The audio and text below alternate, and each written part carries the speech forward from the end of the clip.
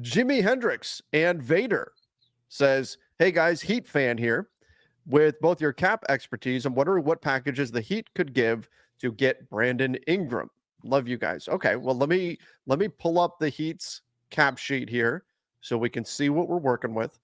Brandon Ingram, Keith, top of my head, Brandon Ingram's coming in right around 36 million In on might the be a season. little shy. Let me see.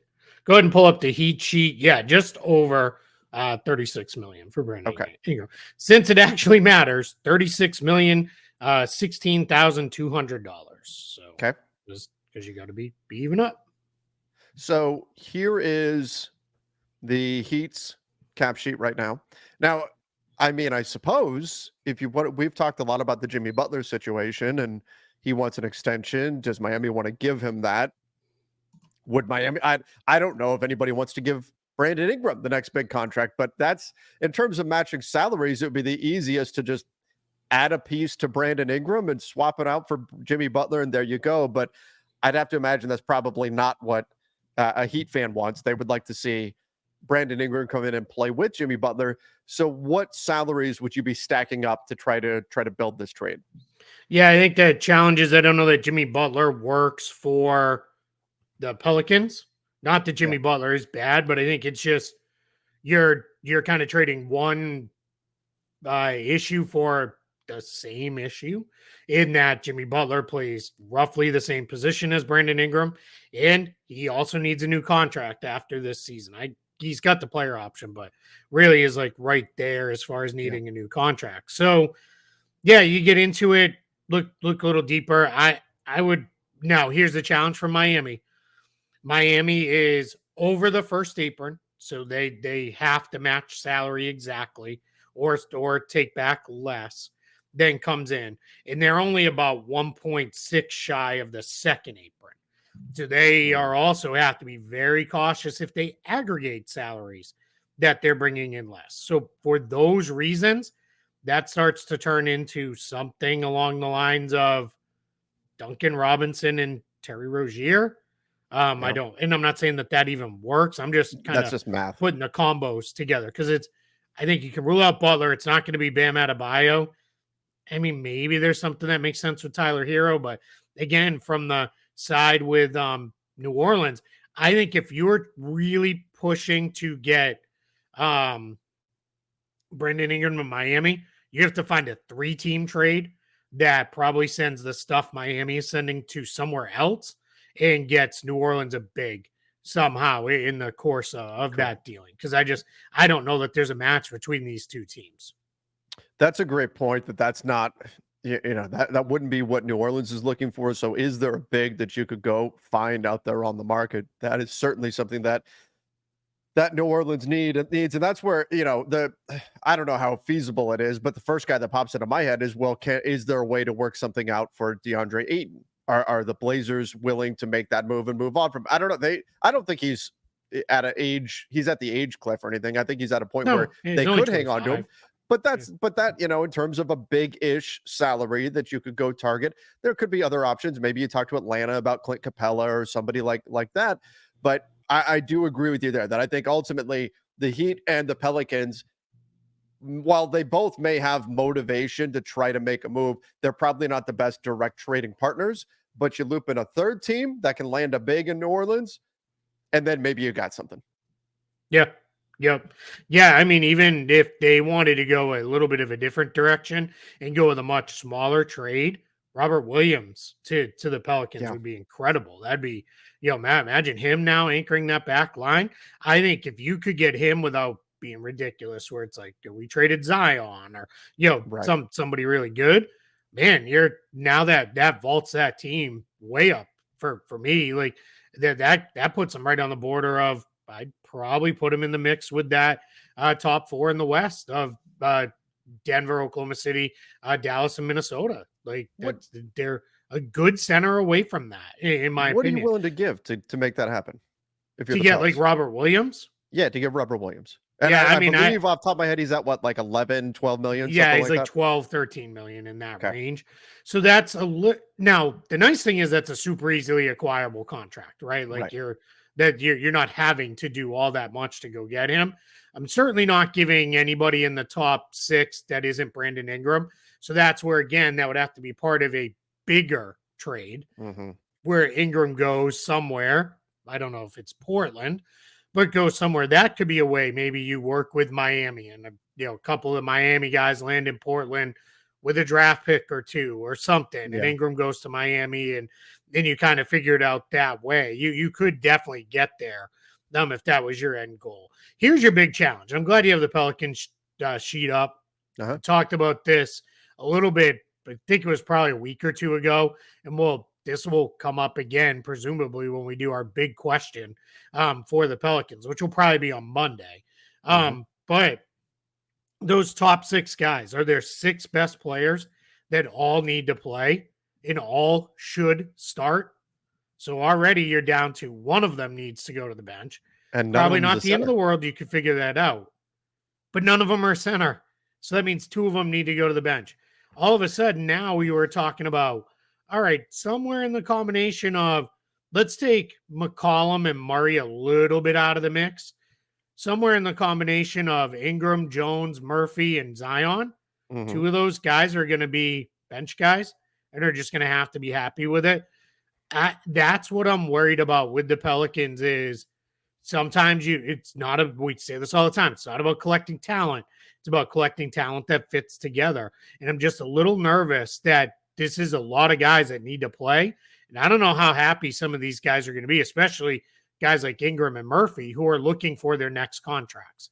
That's where this could get a little side. If you're into daily fantasy sports and you need to check out Betr, one of my favorite things about daily fantasy is it increases your involvement in the game, your engagement. Every play matters that much more, and it's a ton of fun. Betr is offering right now $200 on a first-time deposit match. Make sure you guys check out the link in the description down below and then use the code LakersNation. One of the great things about Betr, too, is their multipliers, which I actually used in a play that I put together here. You guys can check it out. This is for this weekend's games coming up. Here's my rationale here. I've got J.K. Dobbins. I went more than 12.5 rushing attempts playing the Carolina Panthers. The Chargers taking on the Panthers. I think the Chargers, who are already a run-heavy team, I think they're going to have a lead. The game script is going to say they're going to be handing the ball off a lot, running it, keeping that clock moving. And so I think 12.5 attempts, given what J.K. Dobbins did last week for the Chargers, I think he eclipses that this coming week. On the opposite side, going over to the Panthers, Deontay Johnson. I know it's hard to buy in to Bryce Young right now and that Panthers offense, given what we saw last week, but 47.5 receiving yards. Again, I expect game script to say that Carolina is going to have to throw a lot. They're going to be behind, and Deontay Johnson is a pretty good target for Bryce Young to turn to. I don't trust him to be super accurate, but I think the volume will be there, and I trust Deontay to bring down some of these enough to eclipse that 47.5 yards. Now, also say the multiplier system. This is where you can really increase your overall outcome because I've got a 10x boost on this. Again, I rely a lot on game script. Aaron Jones with the Minnesota Vikings, 4.5 receptions. I'm going more than that. Yes, that's a lot of receptions. But remember, the 49ers, they're a phenomenal defense. We saw that this past week. They're really good. They're going to put a lot of pressure on Sam Darnold, and I'm expecting a lot of checkdowns. That means Aaron Jones could very well wind up being peppered with targets. So I'm going to go ahead and take that 10x multiplier. $20 entry could potentially win $200. So that is my play. Again, everybody, make sure you check the notes in the description down below. You can find the link right there for Betr. Download the app, use that code LakersNation, get your $200 first deposit match. So let me ask you this then, because I do think if the Pelicans don't make a trade, there's a big difference in the quality of those top 6 guys, Zion, B.I., CJ, DeJounte Murray, Herb Jones, Trey Murphy, and say Daniel Tice, who I like just fine. Yeah. But he's not in your top 6 in terms of just overall talent. Is there a world where the Pelicans just say, screw it, we're putting 5 of our 6 best players on the floor, and you start Zion at the 5 and say, we're going to go Zion, B.I., let's call it Herb Jones, DeJounte Murray and CJ, or maybe it's Trey Murphy and Sure. DeJounte Murray, and you're running, Brandon Ingram is nominally your two or something like that. Is there a world where the Pelicans just say, we don't really have a center, so let's go all in on playing without a center, and Zion, you're going to be our five, and let's roll with it? I think that's how you close halves. I think you close the first half, close the second half that way. I think your challenge is starting that way. You're kind of starting from a deficit defensively and on the boards, because a couple of these guys they're okay rebounders for their position, but none of these guys are outstanding rebounders. That's the biggest thing that lacks in Zion's game right now.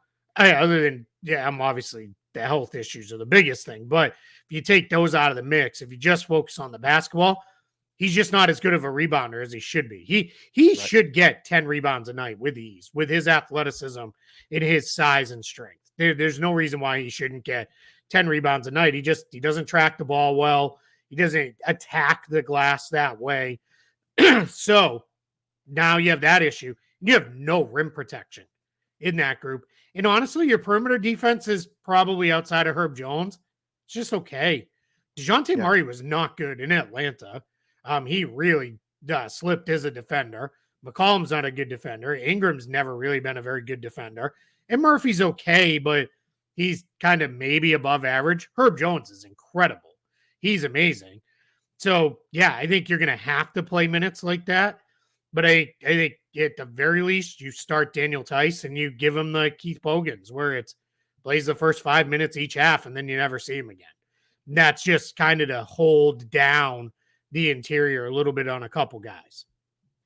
It's going to be interesting to see how they approach this. I think the Pelicans, maybe, I'd have to really stop and look at all 30 teams, but the Pelicans, maybe more than any team in the NBA, need a move just to balance out their roster. Yep. Just to be able to realize their potential, because right now I think I like a lot of the players on this roster, and I know this is all, we're pinballing off of a question more geared towards the Miami Heat, but the Pelicans are a fascinating team to me, because I think that what has happened is that their ceiling is actually restricted by the lack of fit on this roster, and that they are a team where if you're able to loosen a few things up just by taking some assets and turning them into some pieces that fit a little bit better and just making those puzzle pieces work, this is a team that could shoot up in terms of their top level ceiling, in terms of where they can actually be and just where they would rank in the Western Conference. I think they can become a very, very dangerous team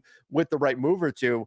The question is, can they find that move that will propel them? But it's like they're poised for it. They're ready for it. You just got to find the right deal and balance this thing out, and this team could skyrocket. Yeah, big time. That's exactly it. It's just finding that move. And it's probably going to have to involve Brandon Ingram. Like For sure. But we've talked about it multiple times with Brandon Ingram. It's not as much about the Pelicans trading him, because they have the in-house replacements ready in Herb Jones and Trey Murphy.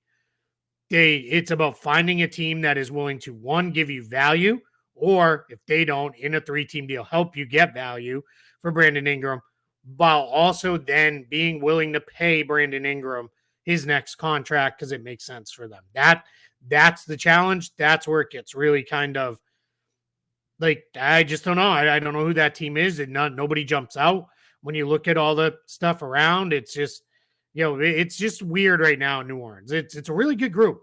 There's a ton of talent on this team. Yeah. I mean, we didn't even talk about like a guy like Jordan Hawkins.